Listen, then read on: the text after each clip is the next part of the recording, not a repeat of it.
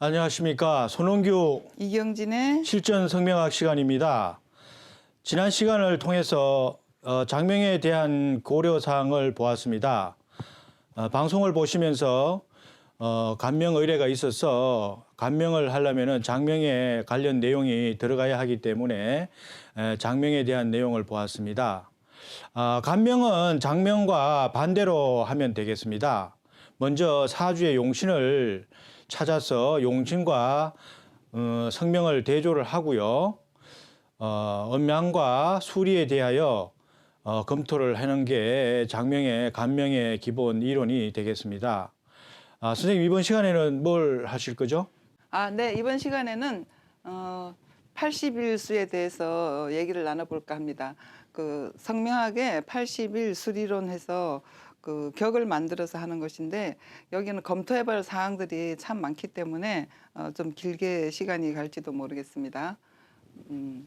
한자 성명에서 획수에 따른 수에 따라서 이제 기륭이 서려 있다는 그런 전제하에서 그 한자의 그 형상에서도 영동력이 있다고 하지만 또 획수에도 역시 그렇다고 합니다. 그래서 한자 성명에서 요즘은 한글 성명학에서도 그 수리론 80일 수리론을 채용하는 것이 많다고 들었습니다. 그 이 숫자로 획수를 이제 세워서 하는 이런 것은 이 성명을 재단해서 어떤 그 이름 틀을 잡는 귀국화한다는 그런 의미가 있습니다. 선생님 성명 그 성명학에서 많이 쓰는 게 뭐 자원오행 그게 가장 그렇습니다. 기본이죠. 네. 그다음에 발음오행, 뭐 수리오행 이런 게 있는데 그것들이 그 이름에서 어떤 역할을 합니까? 대체로? 네, 그래서 성명학에서 자원오행은 우리가 그 사주와 대조할 때 많이 쓰지 않습니까? 네. 발음오행과. 그래서 현대는 발음오행에 대해서 성명학에서 치중을 많이 하는데요. 근본적인 거는 우리가 모든 게 수에서 나오지 않습니까? 네. 그래서 여기에 기본인 하도와 낙서에서도 수를 기본으로 해서 여기 발생을 했고요.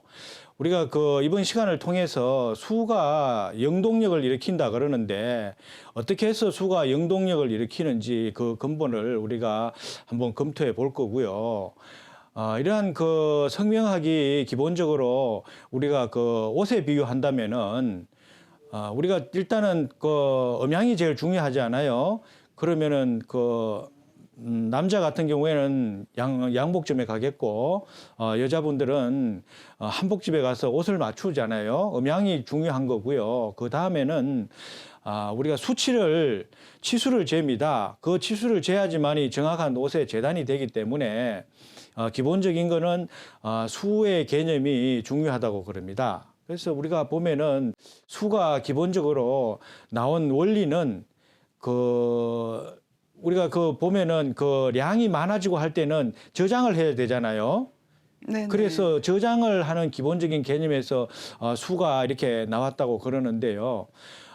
이러한 양이 많아지면서 수가 나오면서 이러한 수들은 우리가 순번이 있어서 갑을병정 이렇게 해서 상을 만들지만은 갑은 나무고 병은 뭐 태양이고 이런 식으로 하지만은 그게 근본적인 거는 또 1번, 2번, 3번이 있잖아. 그렇죠? 네, 1은 갑이고 2은 을목이고 3은 그래서 상수학의 근본은 수를 통해서 상이 형성되기 때문에 그래서 중요한 것 같습니다. 하여간 해서 오늘은 그 근본적인 수의 이론을 한번 짚어보도록 하죠. 뭐. 예. 네, 우리 옷이 날개라고 하는데 또 우리 성명학도 그 옷으로 보고 그죠? 네. 재단해서 만들어내고 그다음에 입고 다니고 또 액세서리도 붙이고 막 그렇게 하겠죠. 그 이제 그 성명학의 80일 수리로는 성명학계에서 주장하기로는 그 송나라의 최구봉이 쓴 81수 원도라고 합니다. 거기에 이제 숫자에 이 기준을 표기했는데 제가 조사한 바에 의하면 뭐 1에서 80일까지 나란히 있는 것이 아니고 1과 1이 만나면 2와 2가 만나면 이런 식으로 되어 있고요. 그 최구봉이라는 사람은 그 성리학에 유명한 그 주희가 있지 않습니까? 주희의 그 친구인 그 최원정이라는 분의 둘째 아들이라고 합니다. 그 주희와 최원정은 이렇게 서로 친구였는데 친구이면서도 서로 학문을 이렇게 주고받았다라고도 합니다. 그 최원정의 둘째 아들이면서 원래 이름은 채침이 되겠습니다. 이 채침은 그 서경 집전을 쓴 걸로 유명한데요. 그 자기 아버지가 돌아가신 후에 구봉이란 것에 응거를 했다고 합니다. 그래서 그 호가 사람들이 구봉 선생이라고 불렀다고 해요. 또 그 주희가 이제 지시하기를 상서에 줄을 달아라 이렇게 했는데 그 구봉에 들어가서 이렇게 10년 동안을 그 주석을 했다고 합니다. 그 단어가 10만 단어에 이른다고 하는데 이분은 벼슬을 하지 않았다고 해요. 그 이제 81수 원도의 더 기원은 하도 낙서라고 봐도 무방하겠습니다. 하도와 낙서에서 기원했다고 하는 그 81수는 1에서 9까지를 이제 기본적인 숫자로 우리 저번에도 우리 같이 얘기 나누었죠. 그 숫자의 의미를 활용해서 81까지 확대한 것입니다. 그 설명을 더 붙이고 뜻을 넓혀서 그래서 기본수 9의 자승수 서로 곱하는 수 있잖아요.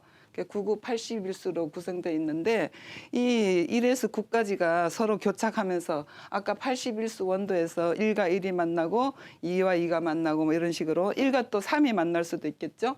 이렇게 서로 만나는 그 숫자들이 서로 교착하면서 서로 이제 엉키면서 이렇게 서로 상대적으로 서로 대대한다 그러죠. 이걸 대대 방법이라고 합니다.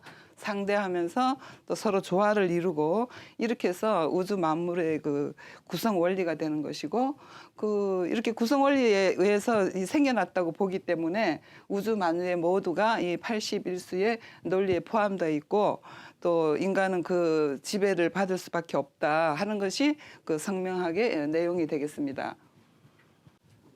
그 해석을 할 때 먼저 그 구성을 해야 되겠죠. 사격으로 구성합니다. 사격으로 구성하는데 지금 한간에서는 그 우리 성명학이 일본의 그 영향을 받고 있다. 또 창씨 개명 때 들어왔다. 그 일본의 잔재가 있기 때문에 쓰지 말아야 한다 하는 주장들도 있습니다. 그런 얘기 선생님도 많이 들어보셨죠? 네, 그렇습니다. 네, 그래서 수는 그 9까지 있잖아요. 1부터 자연수가 9까지 있는데 그런 그 한간에 그 81수리가 어떻게 원리가 맞느니 안 맞느니 이런 이론은 있지만은 우리가 그 여기에 근본이 수를 기본으로 하고 있기 때문에 성명학에서는 수의 원리가 당연히 적용이 되어야 된다고 저는 생각을 하고요. 네. 그 수가 1부터 9까지의 대대 관계로 해서 81수리인데 그러한 수리에 만약에 10이라든지 33이라든지 39라든지 뭐 33, 39 이런 거는 뭐 여성이 쓰면은 안 좋다 이래 그런 거 있잖아요. 네네. 그렇게 수에 대한 의미가 진짜 맞느냐 안 맞느냐 이거는 논의의 대상이 되겠지만은 수를 성명학에 적용한다는 거는 우리가 문자 자체를 성명은 소리와 문자로 이루어져 있기 때문에 문자를 쓴다는 자체는 수의 핵수가 들어가잖아요. 네. 그러니까 수리가 맞는 걸로 그렇게 적용이 되고요. 이 수리 사격에서는 중요한 게 그 연령대마다 초년, 중년, 말년 이런 식으로 나가잖아요. 원형 이정에서. 네네. 그런 그 척을 이렇게 단계별로 이렇게 그 기둥을 따진다는 거는 우리가 그 사람은 살아가면서 그 운위에 적용의 시간이 있는데 그런 면에서도 아주 중요한 역할을 한다고 생각을 합니다. 네, 네. 그래서 이제 저는 그 우리나라에서 성명학자들이 주장하는 것은 아까 말씀드린 최구봉 선생의 81수 원도다 이렇게 말하고 이 일본의 얘기를 안 하시는 분들이 많은데요. 그거를 비교하는 것을 비교하는 논문이나 이런 그 서적들을 보고 간단하게 설명을 드리겠습니다. 먼저 그 창씨 개명 때문에 우리가 이런 걸 하게 됐다. 그 일본의 지배를 받는 것이나 마찬가지다라고 하는 주장이 있는데 사실로 창씨 개명 때 이런 방법이 들어왔다고 합니다. 그 원래 그걸 쓴 사람은 구마자키 게노라고 해서 일본의 그 이제 역학을 하신 분 같은데요. 그 성명의 신비라는 책을 써내서 그 크게 반응을 얻고 일본에서는 지금까지도 그게 아주 유행하고 있고요. 또 한국과 뭐 일본, 또 대만, 대만에서도 이 구마자키 게노에 이렇게 80일 수리론을 적용하고 있습니다. 성명학에서요.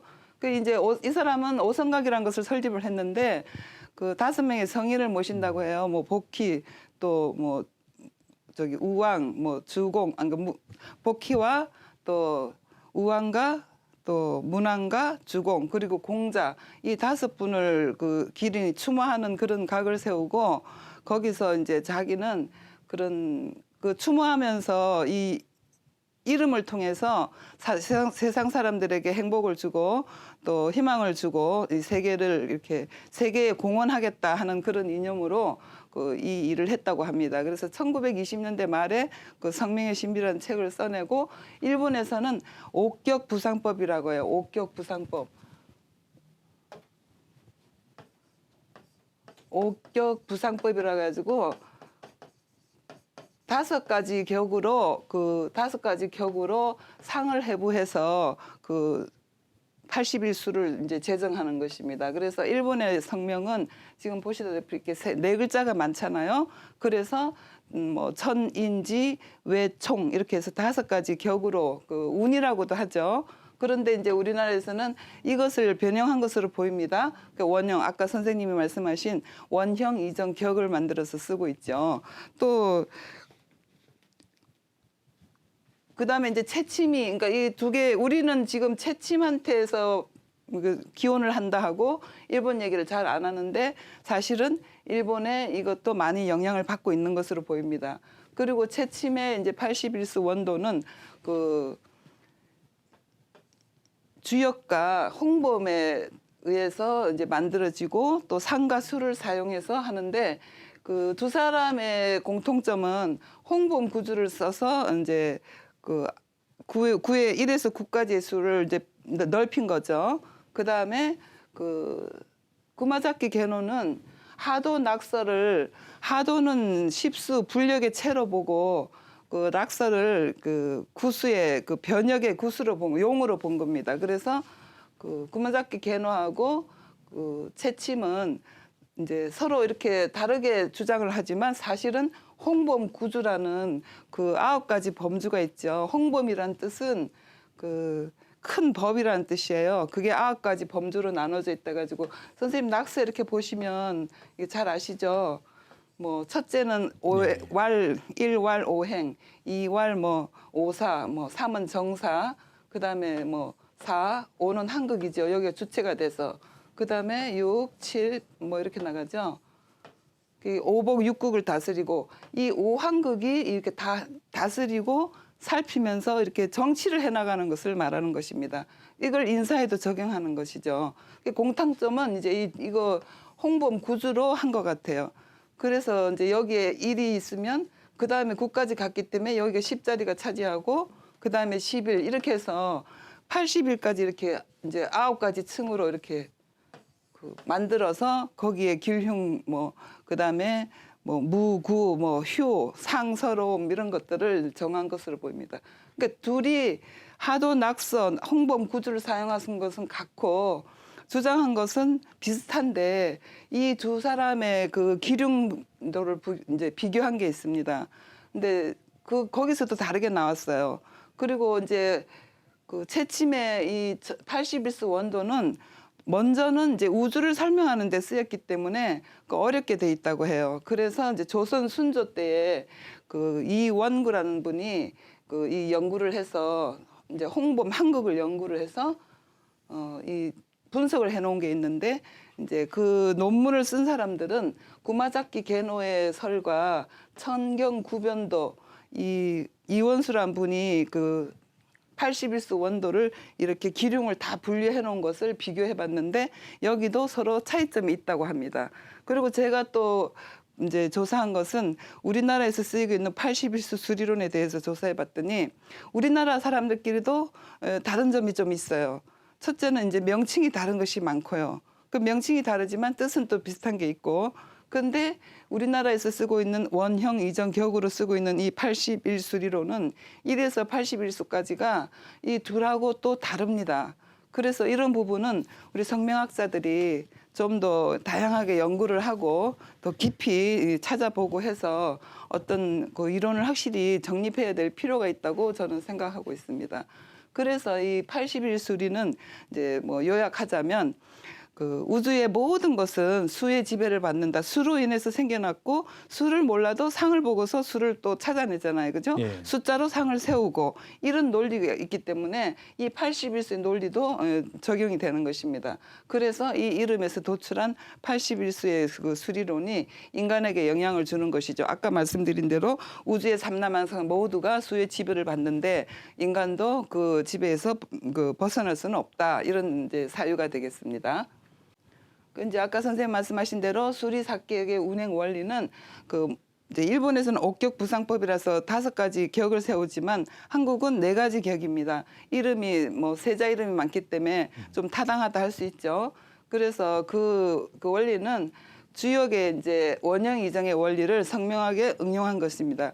그 원형 이정이란 것은 천지의 덕이라고도 하고 만물이 운영하는 근본 원리라고 합니다. 그 아까 말씀하신 대로 원형 이정해서 원은 봄이고 형은 여름이고 이는 가을, 정은 겨울 이래서 1년 4계절이 돌아가는 그 이치를 말하는 것이고 그 1년 4계절의 덕을 봄에는 인자하게 만물을 길러내야 되잖아요. 인이 되고 그다음에 그 여름에는 그 형격이죠. 형이 돼서 그 어떤 성장하고 자라는 걸 말합니다. 그 분별이 한낮이 되고 여름에 밝잖아요. 그래서 예의를 알아야 되는 것이고 그다음에 이제 가을에는 이해서 의를 서로 이제 의를 지켜야 되는 것. 아마 추수가 있어서 그 나눔이나 이런 것도 해당이 되는 것 같습니다. 그다음에 원형 이정 정격은 이제 저장하는 것이죠. 그래서 원형 이정이라 하면 그 인의 그 예지가 되는데 인예 정확하게 말하면 인예 의지가 되겠죠. 그리고 이것은 사물이 태어나고 그다음에 성장하고 그다음에 이제 그 갈무리가 되고 또 이제 저장하고 이러는 생장 수장의 법칙을 말하는데 이것을 이제 그 성명하게 이용하는 것입니다. 그래서 한자도 그렇지만 그 획수 수리가 그 어떤 영동력을 일으킨다고 그랬죠. 그 영동력이 사격을 통해서 그 이제 나타나는 것인데 일생 전반에 걸쳐서 영향을 나타내고 그다음에 원형 이정 격을 하면 봄, 여름, 가을 딱 시기를 나누지 않습니까? 그렇지만 이제 이것은 우리의 1년이 딱 어느 뭐 몇 월부터 며칠까지가 봄이고 이러질 않잖아요. 그것처럼 이제 원형 이정의 격도 여기서 시기를 나눌 때도 그 서로 연관성이 있는 것으로 보고 있습니다. 그래서 이 한 사람의 일생에 어느 시기에 어떻다 뭐 이런 거를 판단할 수 있는 그 근거가 된다고 하고 있습니다. 그래서 원형 이정의 원리를 주역계를 적용을 하면은 우리가 주역계 근계에 6효가 있잖아요. 네. 근계에 6효가 있는데 1효는 잠용물용이라 그래서 1효는 사용을 하지 않잖아요. 그죠? 또 6효 같은 경우에는 항용유해라 그래서 6효도 사용을 하지 않고 2효부터 5효까지를 쓰니까 4효가 있다 그랬어요. 실제 사용하는 봄, 여름, 가을, 겨울에 2효부터 5효까지를 적용을 해서 주역의 개념으로 또 원형 이정을 그렇게 또 보는 수도 있습니다. 네네. 네, 맞습니다. 네네. 네. 그러면 이번에는 수리사격 81수 수리론의 구성을 보겠습니다. 어떻게 구성하는가? 그러면 이제 그 우리 이름이 3글자라고 했잖아요. 3글자든 2글자든 뭐 또 이름이 성이 하나고 이름이 3글자가 되는 수도 있고 성 2가지 성 2글자로 이루어진 성도 많지 않습니까? 그 방법은 공통적입니다. 첫째 이제 원격은 그 이름의 상명자 그다음에 하명자를 서로 더한 것이 되고요. 그다음에 형격이란 것은 성의 획수와 이름의 상명자 첫 글자죠. 이름의 첫 글자를 하고 그다음에 이제 이격은 성의 획수와 이름의 끝자를 이제 더한 숫자가 그 구성이 되겠습니다. 그다음에 정격은 이름과 성명에 다 합해서 이제 글자를 다 합해서 총으로 총 합수를 보는 것입니다. 그래서 보면은 우리가 주역에서도 밑에서부터 이렇게 위로 올라가잖아요. 위로부터 위로. 네. 그렇듯이 이름도 어릴 때는 우리가 그 성과 명이 있으면은 명만 이렇게 부르죠. 네. 이렇게 갑돌아 이렇게 부르고 김갑돌 이래서는 직장에 들어가서 부르고 이런 식으로 해서 단계별로 이렇게 그 부르는 그 원리가 있듯이 성명에서도 그렇게 원형 이정의 원리를 그렇게 이제 단계를 나눠서 원형 이정으로 나누는 것 같습니다. 네. 네네. 그리고 이제 이번에는 획수를 계산하는 방법을 알아보겠는데요. 이것은 이론이 많습니다. 서로 다른 주장이 많이 있습니다. 첫 이제 필획법과 그다음에 원획법이 있고 그다음에 곡획법이 있습니다. 필획법이란 것은 옥편이나 컴퓨터에 나오는 거 우리 요즘 다 찾아볼 수 있잖아요. 나타난 숫자대로 하는 것이고 원획법은 원래 한자의 옥편에 이제 강의 자전에 있죠. 강의 자전에 따라서 계산하는 방법입니다. 그다음에 이제 곡획법이 있고요. 필획법은 우리가 계산하기 쉽죠. 근데 이제 원획법 같은 경우에는 물 숫자 같은 경우에는 원래는 이렇게 하나, 둘, 셋, 넷이 되는 거예요. 그런데 이제 여기 법자를 보면 하나, 둘, 셋 이것이 물 숫자가 변해서 부수가 되는 겁니다. 그래서 부수가 되었을 때 변형되는 글자들을 필획법에서는 그대로 하나, 둘, 셋으로 쓰고요. 그다음에 원획법에서는 원래의 이것은 어디에서 왔느냐 수에서 왔다 해서 이거 사획으로 계산하는 겁니다. 이런 것들이 굉장히 좀 많죠. 몇 시까지 되는 걸로 제가 알고 있습니다. 또 그다음에 이제 곡획법이 있는데 이것은 이제 지금은 이렇게 이 어려운 곳은 좀 없어지는 네. 경향이 있는 것 같아요. 이것은 붓을 이제 붓이 이렇게 구부러질 때마다 획수를 계산하는데 예를 들어서 을 같은 경우에는 우리 그냥 펜이나 이런 걸로 쓰면 이렇게 하나가 되잖아요. 그래서 이것은 필획이나 원획이나 다 하나로 하는데 곡획법에서는 이렇게 붓이 구부러질 때마다 이거 붓으로 치면요. 그래서 사획이 되는 거예요. 그럼 예를 들어서 입구자 같은 것도 이렇게 하면 우리는 삼획이 되잖아요. 하나, 둘, 셋, 그죠? 근데 여기서는 이제 사획이 되는 거예요. 그다음에 이제 곡획법이 말도 발음도 어렵네요. 이것이 또 계산하기가 또 굉장히 까다롭습니다. 그러면 이제 이름이 있으면 이렇게 곡획법으로 계산을 한 다음에 성명하게 적용할 때는 곡획수와 그다음에 또 필획수를 또 합니다. 원획이 아니고 필획수를 더하고 획에서는 이렇게 곡획법에 의한 숫자와 그다음에 필획법에 의한 숫자를 이걸 다 더하는 거예요. 더하고 그다음에는 또 선천생수라는 게 있습니다.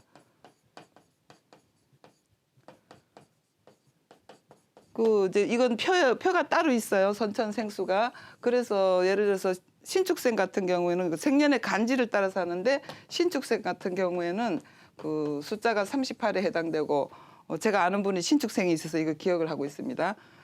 신축이 갑자, 을축, 병자에서 38번째 그러니까 있죠. 갑자부터 네, 그렇습니다. 네. 갑자부터 38번째. 개해까지 60개잖아요. 네.